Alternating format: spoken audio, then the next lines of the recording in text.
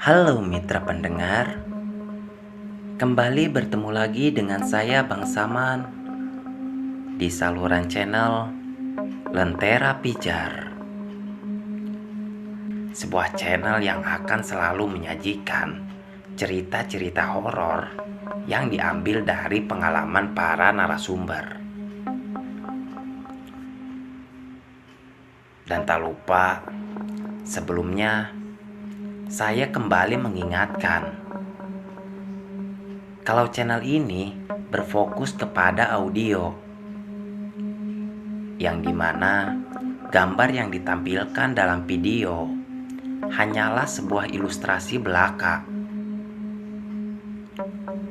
Jadi, mohon kebijakannya dalam menonton video ini.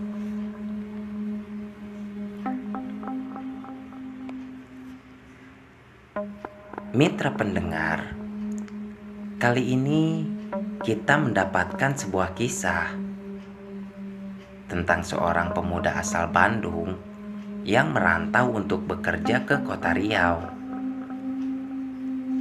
yang dimana dia tinggal di sebuah mes yang ternyata mes yang dia tinggali berhantu. Beberapa pengalaman mistis sering dia dapatkan ketika tinggal di mes itu. Baiklah mitra pendengar, mau tahu bagaimana kisahnya? Persiapkan diri kalian, karena perjalanan wisata horor akan dimulai sekarang.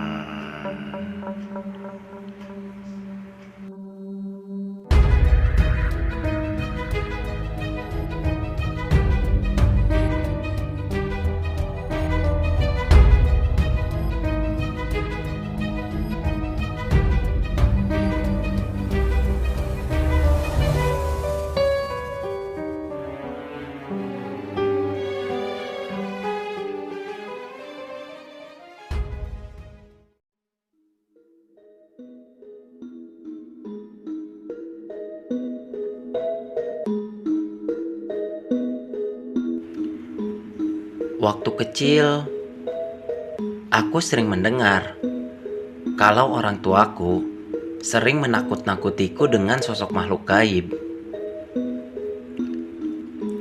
Namun, aku belum pernah melihat sekalipun sosok makhluk-makhluk itu seperti yang dikatakan orang tuaku.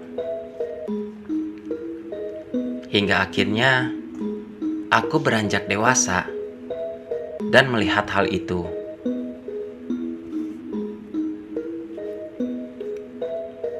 Perkenalkan, nama saya Rama. Pada kisah ini, saya akan membagikan sebuah pengalaman yang menurut saya menyeramkan, yang dimana saya tinggal di sebuah mes yang berhantu. Dan kejadian itu saya alami ketika saya merantau untuk bekerja, tepatnya pada tahun 2015.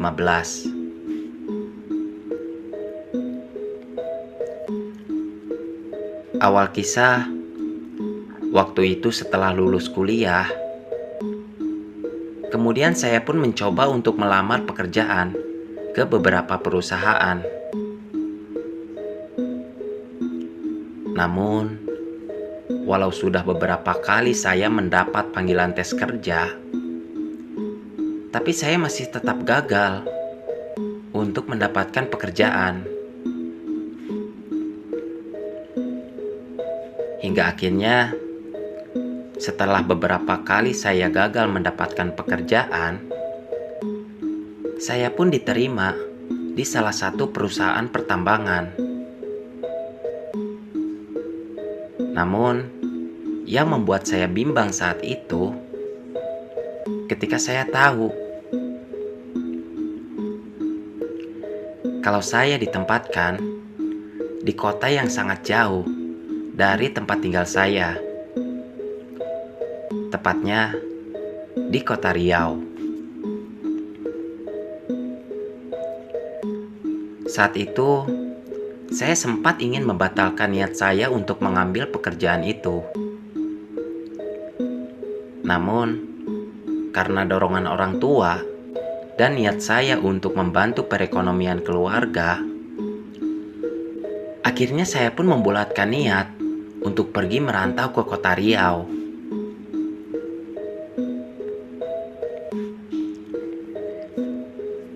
Singkat cerita, akhirnya saya pun berangkat menuju kota Riau menggunakan pesawat dari kota Bandung.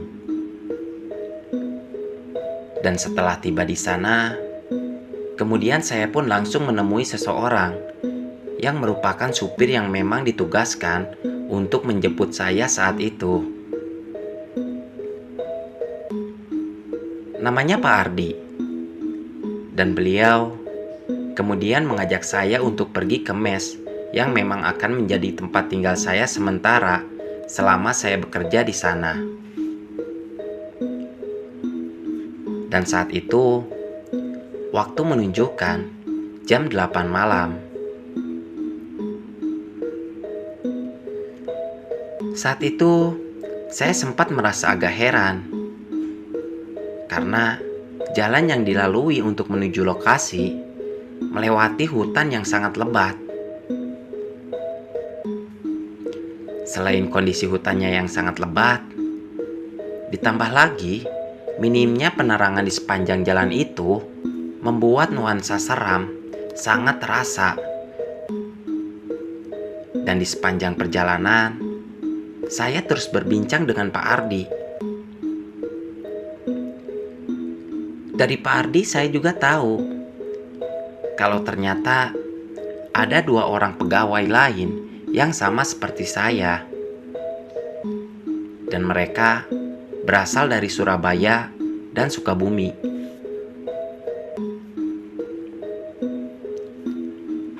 Kemudian, di saat saya sedang fokus mengobrol dengan Pak Ardi, tiba-tiba saya kaget di saat Pak Ardi menghentikan laju mobil secara mendadak. Dan di saat itu, lantas saya pun bertanya, "Ada apa, Pak? Kenapa berhenti mendadak?" Dan di saat itu, Pak Ardi pun langsung menunjuk ke arah depan. Lihat, kamu lihat di depan itu. Seketika saya langsung memperhatikan ke arah depan. Dan di saat itu juga, saya melihat sosok wanita dengan gaun berwarna putih dan rambutnya yang panjang sedang melintas di jalan yang kami lalui. Saat itu, saya masih terus fokus memperhatikan sosok itu. Karena penasaran, kemudian saya pun mencoba bertanya kepada Pak Ardi. Kenapa ada wanita di tengah hutan seperti ini ya, Pak? Sambil terus memperhatikan sosok itu, kemudian Pak Ardi pun menjawab, Itu bukan sosok manusia. Itu adalah kuntilanak. Mendengar jawaban itu, seketika saya langsung kaget. Karena pada saat itu, saya baru pertama kali melihat sosok kuntilanak secara langsung. Dan saya pikir, sosok hantu kuntilanak itu hanya ada di film-film. Kemudian, di tengah-tengah kepanikan saya saat itu, tiba-tiba sosok kuntilanak itu terbang. Hingga akhirnya sosok itu pun menghilang. Pada saat itu, Pak Ardi yang melihat saya ketakutan, lantas beliau berkata, Udah, kamu nggak usah takut. Penampakan seperti itu memang sering terjadi di sekitar sini. Asal kamu bersikap sopan dan menghormati mereka, mereka tidak akan mengganggu kamu.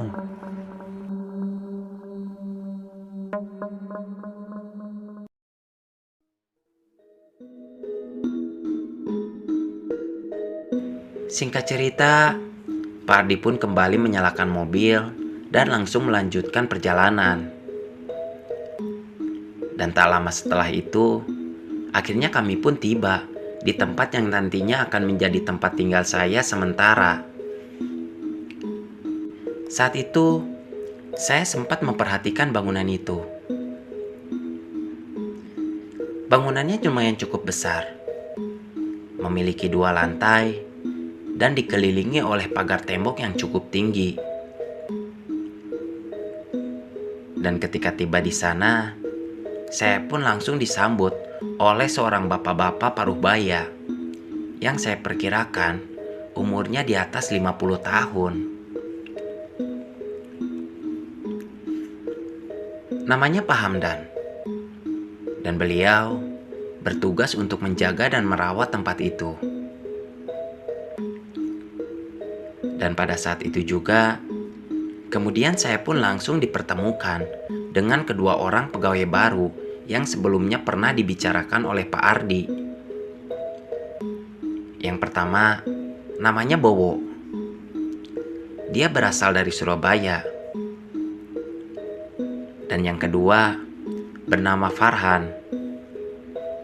Dan dia berasal dari Sukabumi. Saat itu, kami bertiga pun kemudian mendapatkan pengarahan dari Pak Hamdan tentang aturan yang berlaku di mes. Dan kami juga diberitahu kalau ada 3 pegawai lain yang memang sudah tinggal di mes itu.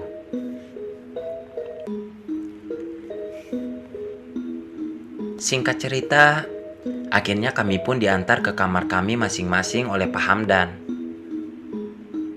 Dan pada saat itu, saya terus memperhatikan setiap sudut ruangan. Nuansanya lumayan cukup seram. Ditambah lagi, mes itu dikelilingi oleh pepohonan yang sangat lebat.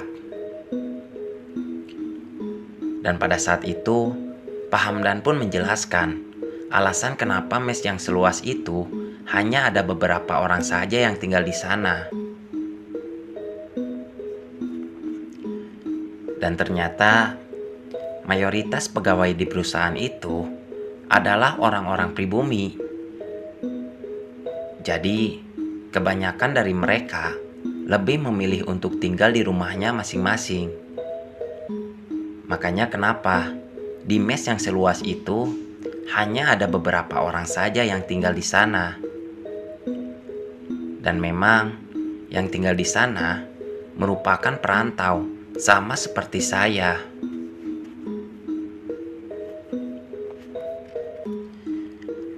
Singkat cerita, akhirnya saya pun sampai di kamar. Dan kamar saya berada di lantai 2. Kamarnya lumayan cukup luas dan bersih. Terdapat kasur, meja, dan lemari tempat saya menyimpan baju. Dan pada saat itu, Pak Hamdan pun langsung memberikan kunci kamar kepada saya. Namun, sebelum Pak Hamdan pergi, dia sempat mengatakan sesuatu kepada saya yang membuat saya heran. Ingat ya, Dek.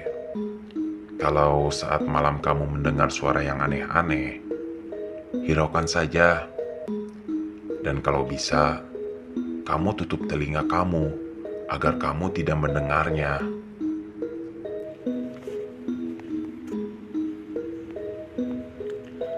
Waktu itu, saya merasa heran dengan perkataan Pak Hamdan.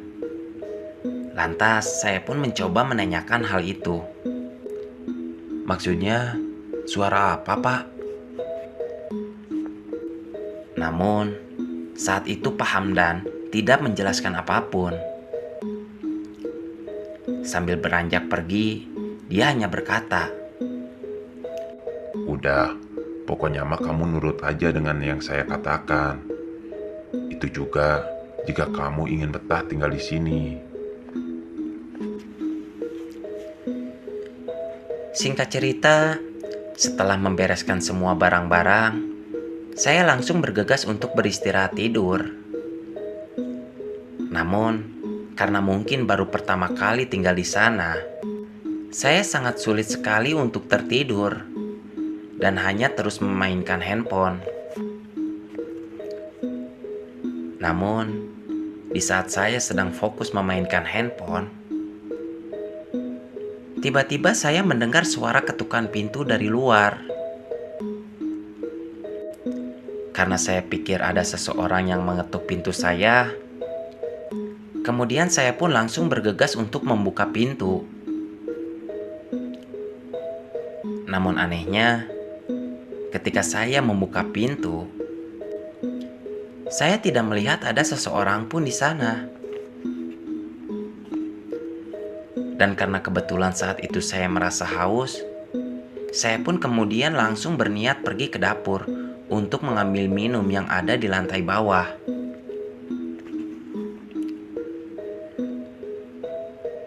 Namun, ketika saya berjalan menuju ke dapur, saya melihat ada seorang wanita yang sedang duduk di ruang tamu. Dan pada saat itu, saya berpikir, mungkin dia adalah salah satu pegawai yang tinggal di mes itu. Kemudian, saya pun mencoba menyapanya. "Belum tidur, Mbak?" Namun anehnya, perempuan itu tidak menjawab apapun dan hanya terus fokus menatap ke arah depan dengan tatapan yang kosong. Dan karena saat itu saya merasa diacuhkan, akhirnya setelah mengambil minum, saya pun langsung bergegas kembali ke kamar untuk tidur. Singkat cerita, setelah selesai bekerja di hari pertama, kemudian saya pun kembali ke mes beserta 5 orang pegawai lainnya. Dan pada saat itu, kami pun berkumpul di ruang tamu untuk sekedar beristirahat sebelum mandi. Dan pada waktu itu, saya pun berkenalan dengan 3 orang pegawai yang sebelumnya memang sudah tinggal di mes itu. Yang pertama Pak Jono, dia berasal dari Lamongan. Yang kedua Pak Edi, berasal dari Lampung. Dan yang terakhir Pak Tatang, dan dia berasal dari Garut. Pada saat itu, saya tidak melihat seorang pegawai wanita yang pada saat malam saya temui. Karena penasaran, kemudian saya pun mempertanyakan hal itu. "Oh iya, semalam ketika saya ke dapur, saya melihat ada seorang wanita dan dia duduk di sini. Saya kira dia juga pegawai dan tinggal di sini. Tapi dari pagi saya tidak melihatnya ya." Mendengar pertanyaan itu, seketika saya melihat ekspresi wajah Pak Jono, Pak Edi, dan Pak Tatang langsung kaget seperti ada sesuatu hal yang aneh. Tapi berbeda dengan Bowo, dia malah senang mendengar hal itu. "Emang di sini ada pegawai wanita yang tinggal? Wah, enak dong, bisa sekalian diajak kenalan." Namun, di saat itu juga, Pak Tatang langsung menyuruh kami untuk pergi mandi dan beristirahat. Udah, mending kalian pergi sana mandi. Singkat cerita, setelah makan malam, kami pun berkumpul di ruang tamu untuk menonton televisi. Kebetulan, pada saat itu adalah malam Jumat. Dan ketika itu, saya melihat Pak Hamdan seperti sedang sibuk mempersiapkan sesuatu di dapur. Karena penasaran, kemudian saya pun langsung menghampiri Pak Hamdan dengan niat ingin membantu. "Sedang apa, Pak? Seperti yang sedang sibuk?" Lantas, Pak Hamdan pun menjawab, Ah, biasa ini mah, kebiasaan malam Jumat di sini. dan pada saat itu saya pun terheran karena ketika saya lihat Pak Hamdan sedang menyiapkan sesajen yang biasanya dipakai untuk ritual-ritual hal gaib. Kemudian saya yang penasaran lantas kembali bertanya kepada Pak Hamdan, "Itu sesajen buat apa, Pak?" Sambil terus menyiapkan sesajen, lantas Pak Hamdan pun menjawab, Ya, ini mah untuk menghargai mereka yang memang sudah tinggal di sini sebelum kita. Mendengar jawaban itu, saya pun kembali bertanya, "Mereka? Mereka siapa, Pak?" Sambil beranjak membawa sesajen, Pak Hamdan pun kembali menjawab, Nanti juga kamu tahu sendiri kok.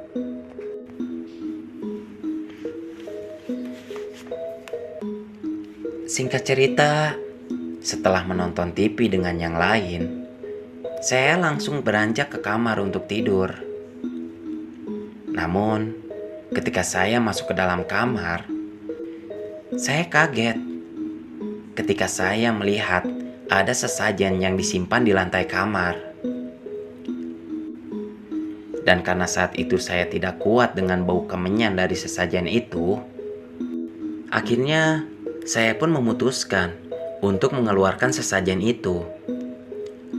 Karena pada saat itu saya masih belum mengerti maksud dan tujuan sesajen itu disimpan di kamar saya.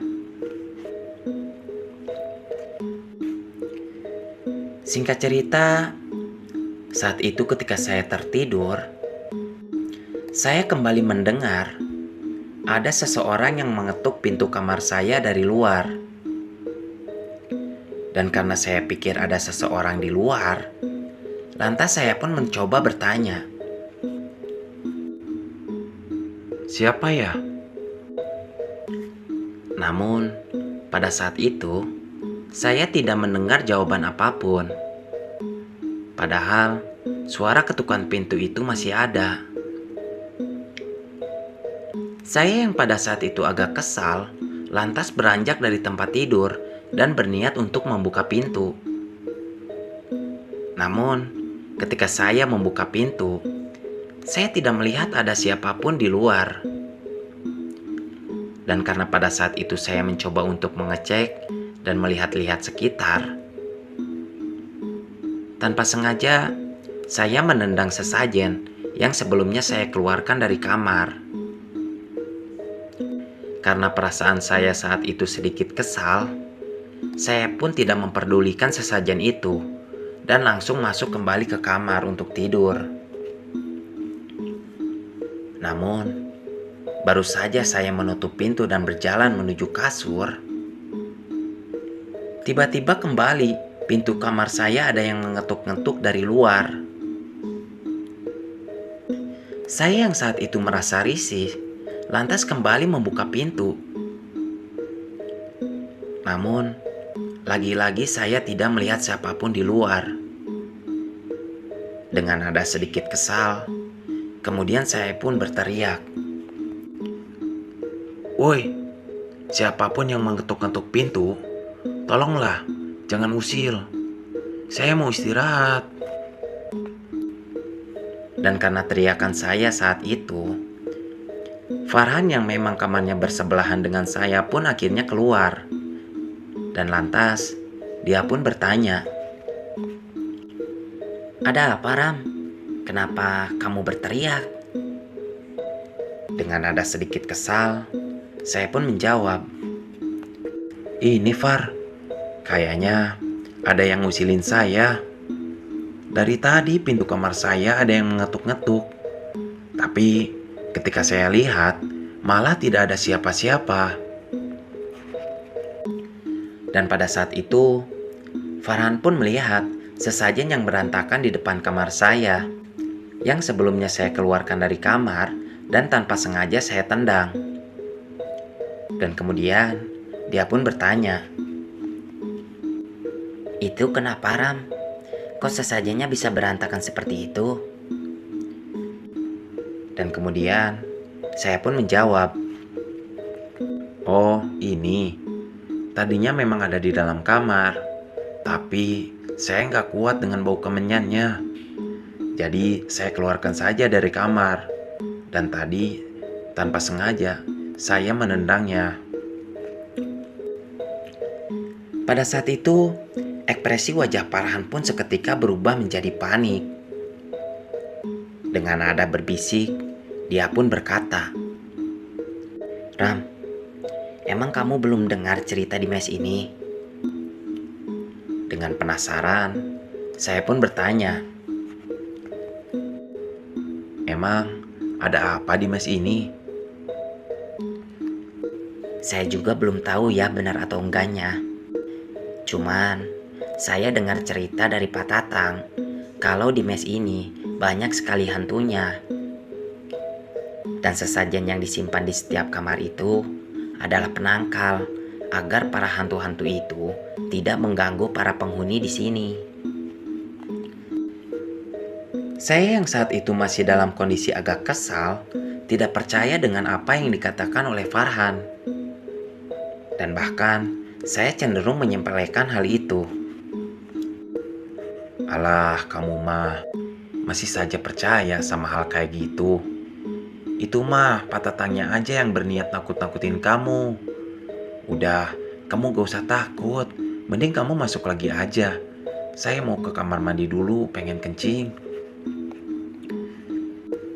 Singkat cerita, saat itu Farhan pun masuk kembali ke kamarnya. Dan saya langsung bergegas ke kamar mandi yang ada di lantai bawah. Namun, setelah saya selesai dari kamar mandi dan hendak kembali ke kamar, kemudian saya berpapasan dengan Pak Jono saat melintasi ruang tamu. Dan pada saat itu, saya pun bertanya, "Mau kemana, Pak?" Namun anehnya, ketika itu Pak Jono tidak memperdulikan pertanyaan saya sama sekali. Hanya terus berjalan dengan pandangan fokus ke arah depan. Karena pada saat itu saya heran dengan sikap Pak Jono, akhirnya saya pun lantas terus memperhatikan kemana dia pergi. Dan pada saat itu, saya melihat Pak Jono berjalan keluar. Saya yang saat itu penasaran, lantas mencoba mengikuti Pak Jono keluar. Namun, di saat saya berada di luar, saya sama sekali tidak melihat sosok Pak Jono. Dan saat itu, saya pun mencoba memperhatikan ke sekeliling. Namun tetap saja, saya tidak melihat sosoknya. Kemudian, di keesokan harinya, di saat kami sarapan bersama sebelum berangkat kerja, saya sempat bertanya kepada Pak Jono, "Pak, Bapak semalam ngapain keluar?" Dengan ekspresi wajah yang terheran-heran, kemudian Pak Jono pun menjawab, Keluar? Perasaan semalam saya nggak kemana-mana. Kan semalam kita nonton TV bareng di sini. Dan setelah itu, saya langsung tidur. Pada saat itu, saya pun langsung merasa heran. Karena saya yakin, kalau tadi malam, saya melihat Pak Jono keluar. Waktu itu, ketika saya sedang mengobrol dengan yang lain, kebetulan Pak Hamdan pun datang. Dan kemudian, saya pun langsung mengatakan tentang sesajen yang ada di kamar saya. "Pak, maaf, nanti tolong beresin ya sesajen yang ada di depan kamar. Semalam, karena saya nggak bisa tidur, saya keluarkan sesajen itu dari kamar. Dan sekarang kondisinya berantakan, karena tanpa sengaja saya menendang sesajen itu pas semalam saya mau ke kamar mandi. Oh iya Pak, satu lagi, nanti Bapak nggak usah menyimpan lagi sesajen di kamar saya ya. Saya nggak kuat, Pak, dengan bau kemenyannya. Mendengar perkataan saya saat itu, seketika saya melihat ekspresi panik dari raut wajah Pak Hamdan dan 3 pegawai senior lainnya. Singkat cerita, waktu malam pun tiba. Dan pada saat itu, ketika saya sedang terlelap tidur, tiba-tiba saya mendengar suara aneh. Dan suara itu terdengar seperti suara erangan.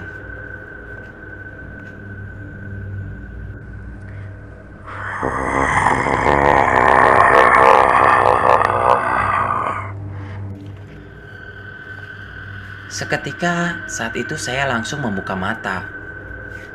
Dan karena pada saat itu kondisinya agak gelap, karena memang kebiasaan saya kalau tidur, lampu selalu dimatikan. Dan pada saat itu, ketika saya memperhatikan sekeliling kamar, samar-samar saya seperti melihat ada seseorang di pojokan kamar. Namun, ketika saya perhatikan, sosok itu berwarna hitam dan tingginya pun melebihi tinggi manusia biasa. Kemudian, karena penasaran, akhirnya saya pun mencoba untuk menyalakan lampu agar bisa melihat jelas sosok itu. Namun, ketika saya menyalakan lampu dan melihat ke arah sosok tadi, sosok itu mendadak menghilang. Saya yang saat itu merasa heran dengan apa yang saya lihat, kemudian mencoba memperhatikan ke arah sekeliling kamar. Namun, tiba-tiba saya dikagetkan oleh suara yang begitu keras dari luar jendela.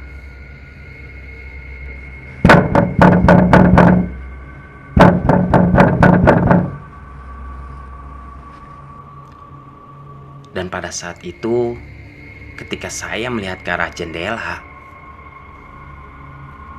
seketika saya langsung panik dan ketakutan saat saya melihat sosok kuntilanak yang sedang berdiri di luar jendela dengan mata yang melotot melihat ke arah saya.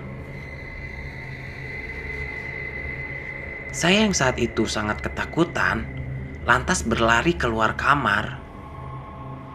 Kemudian, saya pun langsung menggedor pintu kamar Farhan untuk meminta tolong. Han, tolong Han. Han, tolong saya Han. Han, cepetan Man, tolong Han. Dan akhirnya, Farhan pun terbangun dan membukakan pintunya. Dan setelah itu, saya pun langsung menceritakan kejadian seram yang saya alami di kamar kepada Farhan. Dan karena saat itu saya masih dirundung rasa takut, akhirnya saya pun memutuskan untuk tidur bersama Farhan di kamarnya.